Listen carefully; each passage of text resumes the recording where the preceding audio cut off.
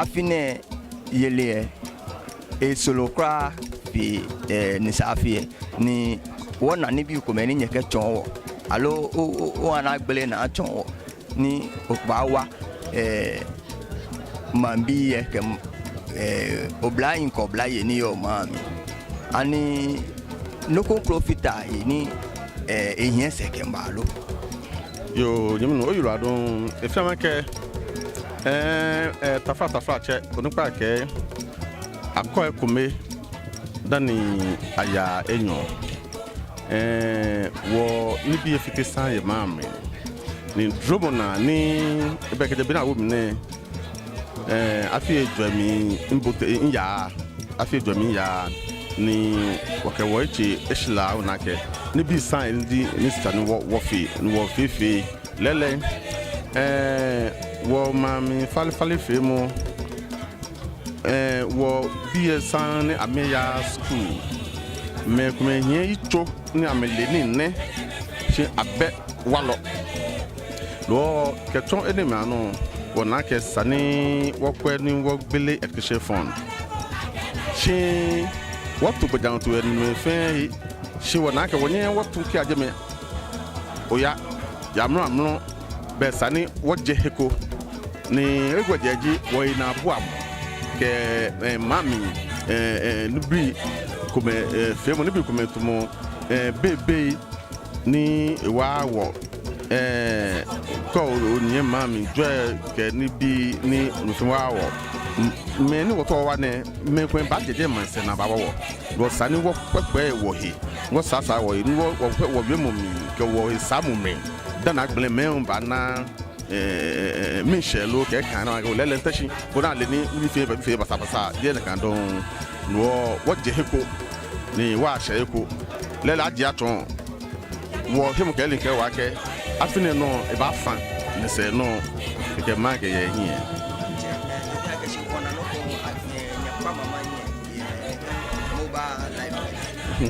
sanitio ni tanke mo abefio ni wono akashi schools alo dichomo ye ni yo alo na tambe kan yo mo aje mi cho akashi aton kan yo mo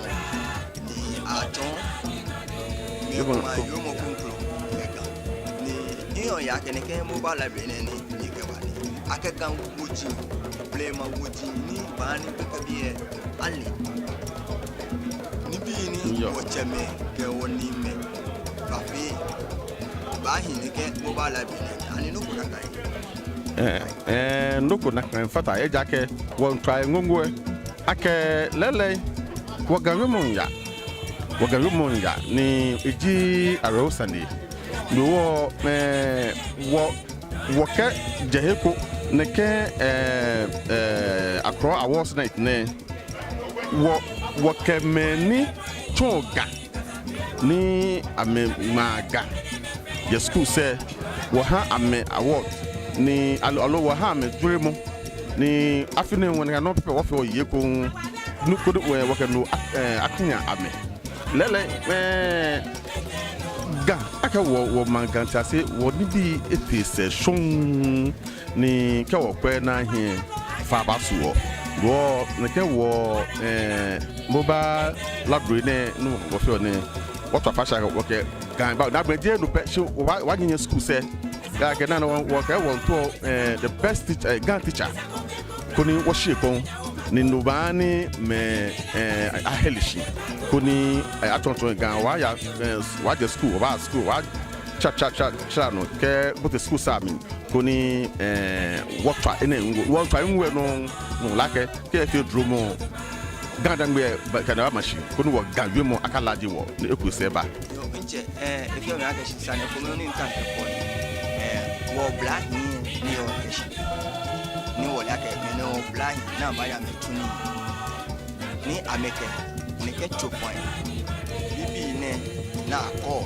ke wo pa ji ne amesumo pata mi shi amena yo ni ufani ke mo amena yo me ke man bi fe be teacher obenta ake tofa ni sena yuo ne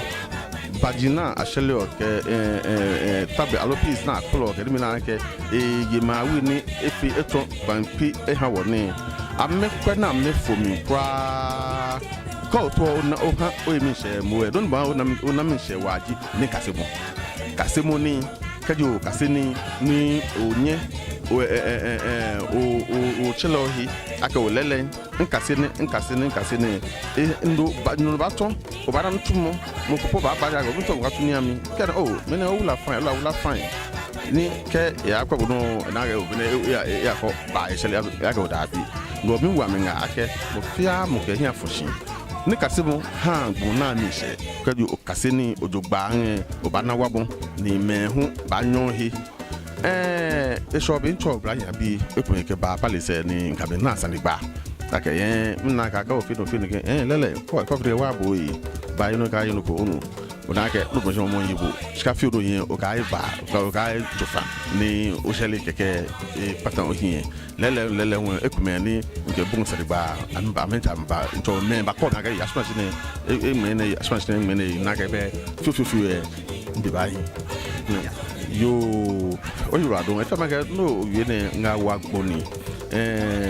iyi ni feji wakeme ko bonus na mo ti ha no tumu ko gbele mo e ma mi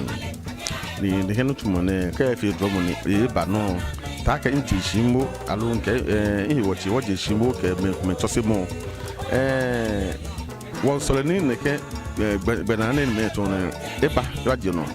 kaji moku ya de ke akani ebe